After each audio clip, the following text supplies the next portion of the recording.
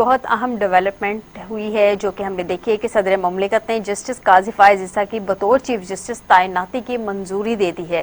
اور یہ منظوری ہے جناب آرٹیکل 179 کے تحت، اور 16 ستمبر 2023 کو ریٹائرڈ ہونے جا رہے ہیں چیف جسٹس جو موجودہ ہیں جناب جسٹس امرتا بندیال صاحب، آئین کے مطابق، آئین کے آرٹیکل کے مطابق، اور اس کے بعد جو ہے 17 ستمبر 2023 سے جسٹس امرتا بندیال کے ریٹائرمنٹ سے یہ جو آج تعیناتی کی منظوری دی گئی ہے قاضی فائز عیسیٰ صاحب کی، جسٹس قاضی فائز عیسیٰ صاحب کی، ان کی جو ہے باقاعدہ تعیناتی کا امپلیمنٹیشن ہوگی وہاں سے 17 تاریخ سے، باقاعدہ اس کا حلف بھی لیا جائے گا ان سے۔ صدر مملکت جناب حلف لیں گے 17 ستمبر کو۔ ناظرین اس پہ بات کریں گے کہ ابھی آج 21 جون ہے اور 17 ستمبر کو انہوں نے قاضی فائز عیسیٰ صاحب نے عہدے کا حلف لینا ہے۔ ابھی چیف جسٹس صاحب جو موجودہ ہیں امرتا بندیال صاحب، ان کے پاس کافی وقت ہے، 16 ستمبر تک ان کی ابھی ریٹائرمنٹ کی تاریخ ہے، تو اتنی کیا جلدی آگے کہ 3 مہینے پہلے، تقریباً 3 مہینے بنتے ہیں، 3 مہینے اتنی ایمرجنسی کیا ہو گئی کہ 3 مہینے پہلے ہی ان کی باقاعدہ جو ہے منظوری دے دی گئی ہے تعیناتی کی۔ اس پہ بات کریں گے آج کے پروگرام میں۔ دوسرا ناظرین آپ کو بتاتے چلیں کہ ملک کی سیاسی صورتحال بڑی انٹرسٹنگ سی ہے، کچھ پہلو کچھ اسپیکٹس میں آپ کے سامنے لے کے آئی، میں نے کہا کہ آپ سے ذرا آپ کے نالج میں بھی گو کہ ہوگا، لیکن بہتر ہوگا کہ ہم دوبارہ سے آپ کے نالج میں لے کے۔ ناظرین اس وقت ملک میں 13 جماعتیں ہیں جو کہ کھیل جاری ہے، 13 جماعتیں جو کہا جا رہا ہے کہ جناب حکومت میں ہے تو کچھ کہنا غلط نہ ہوگا، ان کی میں پوری ڈیٹیل بھی آپ کو بتاتی ہوں۔ ملک میں اس وقت ایک ایسا سیاسی نظام ہے جس میں اپوزیشن کی اگر بات کی جائے تو وہ تقریباً ناپید ہے، ہمارے پاس اپوزیشن نہیں ہے۔ اس ملک میں اپوزیشن آخر کر کون رہا ہے، یہ بہت بڑا سوال اٹھتا ہے۔ ایسا نظام حکومت اس وقت پاکستان میں ہے جہاں حکومت صرف خال ہی خال نظر آتی ہے۔ ناظرین پاکستانی سیاست اس وقت ایک انوکھے مقام پہ کھڑی ہے جس کی میں آپ کو بتاتی ہوں کہ جو ہر جماعتی تقریباً اس وقت حکومت میں موجود ہے۔ سب سے پہلے میں تھوڑا سا آپ کو انٹروڈکشن دے دوں، فار ایگزامپل سب سے پہلے بات کر لیتے ہیں پی ایم ایل این کے حوالے سے، تو آخر حکومت میں ہے پی ایم ایل این کیونکہ وزیراعظم صاحب ان کے ہیں، شہباز شریف صاحب وزیر اعظم ہیں، ان کے جو وزراء ہیں ان کے میں آپ کو ڈیٹیل بتا دوں، جتنے تمام اہم قلمدان ہیں ناظرین وہ اس وقت پی ایم ایل این کے پاس موجود ہیں۔ اگر ہم دیکھیں تو 13 وفاقی وزراء کا تعلق نون لیگ سے ہے، جن میں گورنر پنجاب کا عہدہ نون لیگ کے پاس ہے، وزیر خزانہ، وزیر قانون، وزیر داخلہ، وزیر دفاع، وزیر ریلوے، وزیر انسانی حقوق، وزیر اطلاعات سمیت یہ تمام اہم منسٹریز نون لیگ کے پاس ہیں۔ ناظرین نون لیگ کے تو ابھی ایسا لگ رہا ہے کہ پانچوں گھی میں ہے، جو کہ ہم ابھی دیکھ بھی رہے ہیں۔ اس کے بعد باری آ جاتی ہے پاکستان پیپلز پارٹی کی، جو کہ بہت نالا اس وقت نظر آ رہی ہے، پی ایم ایل این سے اختلافات کی خبریں بھی سامنے آ رہی ہیں۔ چونکہ کوalition گورنمنٹ ہے ناظرین تو ان کے پاس بھی بہت دلچسپ وزارتیں ہیں۔ اگر ان کی ہی بات کریں تو ان کے پاس وزارت خارجہ ہے، پاکستان پیپلز پارٹی کے پاس وزارت ماحولیاتی تبدیلی ہے، وزارت کامرس ہے، وزارت انڈسٹری ہے، وزارت صحت ہے، وزارت آبی وسائل سمیت 10 اہم وفاقی وزارتیں ہیں جو کہ پیپلز پارٹی کے پاس ہیں، اور انہی میں کشمیر اور گلگت بلتستان امور کا قلمدان بھی پاکستان پیپلز پارٹی کے پاس ہے۔ سو یہ بھی مور اور لیس تقریباً مکمل طور پہ حکومت میں ہی ہے۔ ناظرین باقی سیاسی جماعتوں کا بھی میں ضرور آپ کو انٹروڈکشن دوں گی، لیکن اس وقت ذرا ہمیں جوائن کیا ہے عارف چودھری صاحب ہے، سابق صدر اسلام آباد ہائی کورٹ بار، ان سے ذرا بات کر لیتے ہیں کہ یہ جو آج بطور چیف جسٹس تعیناتی کی منظوری دی گئی ہے، یہ کیا وہ اس کو کس تناظر میں دیکھتے ہیں، اتنی جلدی کیا تھی؟ بہت شکریہ عارف صاحب، السلام علیکم۔ عارف صاحب السلام علیکم۔ جی عارف صاحب آپ تک ہماری آواز آ رہی ہے؟ جی آ رہی ہے۔ جی عارف صاحب السلام علیکم۔ وعلیکم السلام۔ عارف صاحب ہم نے دیکھا کہ 17 تاریخ کا جو ہے 16 تاریخ تک تو ہمارے چیف جسٹس امرتا بندیال صاحب ہیں آئین کے آرٹیکل 179 کے تحت، سر 16 تاریخ کو ریٹائرڈ ہوں گے، 17 تاریخ کو کہا جا رہا ہے کہ باقاعدہ ان کا حلف لیا جائے گا جسٹس قاضی فائز عیسیٰ صاحب کا، سر ابھی مور اینڈ لیس تقریباً 3 مہینے بنتے ہیں 17 ستمبر تک، اتنی کیا ایمرجنسی ہو گئی؟ کیا یوزلی یہی روٹین ہوتی ہے، یہی پریکٹسز ہوتی ہیں چیف جسٹس کی تعیناتی کی 3 مہینے پہلے ہو جاتا ہے؟ کیونکہ پتا تو سب کو ہی ہے کہ نیکسٹ جو چیف جسٹس ہیں قاضی فائز عیسیٰ صاحب ہیں، تو اتنی ایمرجنسی کیا ہوگی سر؟ ابھی سے تعیناتی کی منظوری دے دی گئی، کیا دیکھ رہے ہیں چیف جسٹس صاحب کو کہ بھئی آپ جو ہے اب تو ریٹائرمنٹ کے قریب ہے، یہ تو آپ کی یعنی مطلب یہ کہ آپ کی نوٹیفیکیشن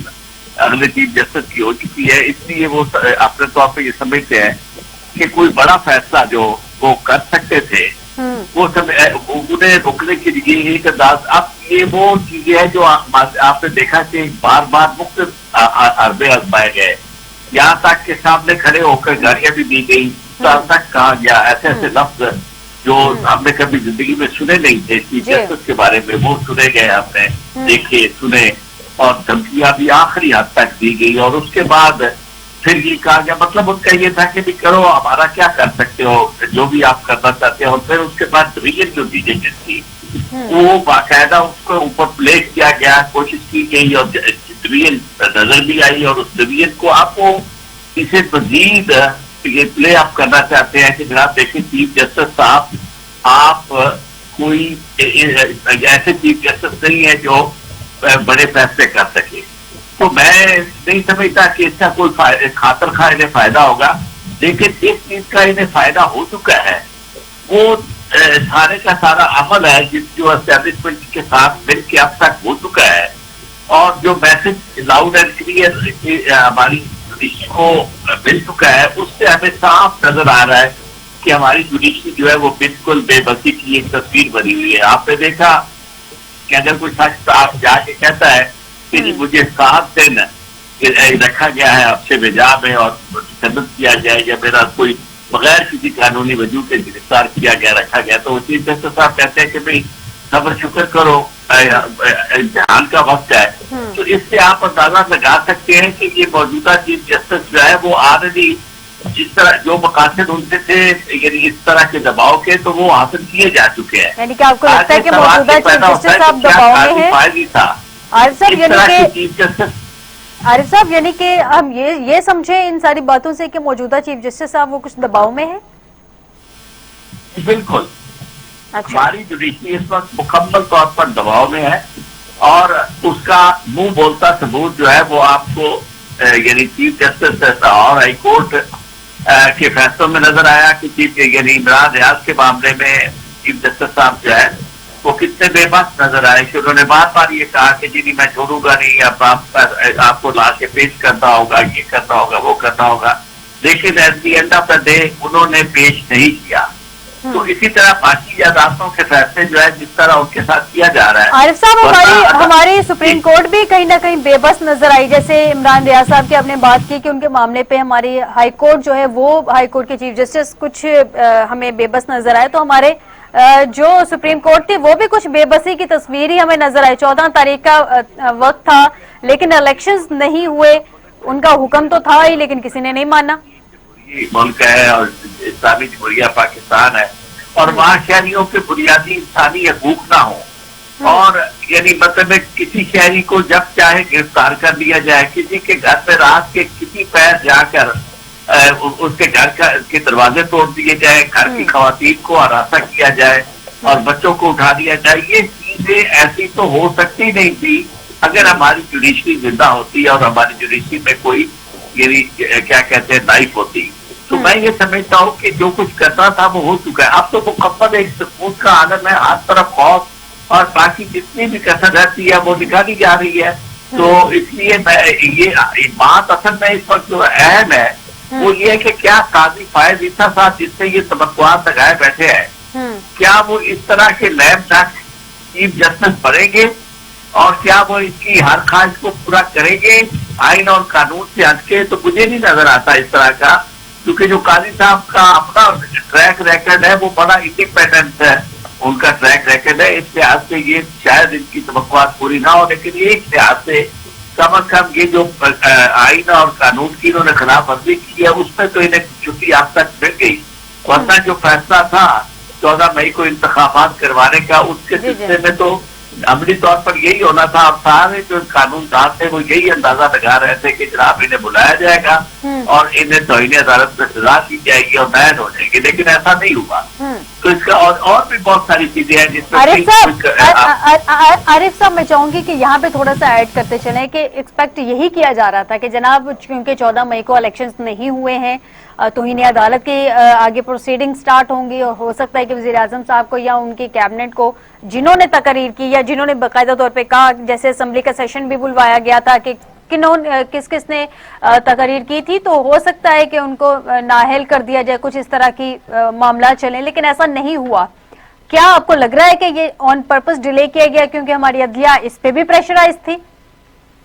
بالکل 100%، اس میں کوئی شک و شبہ والی بات نہیں ہے. اسی وجہ یہ ہے،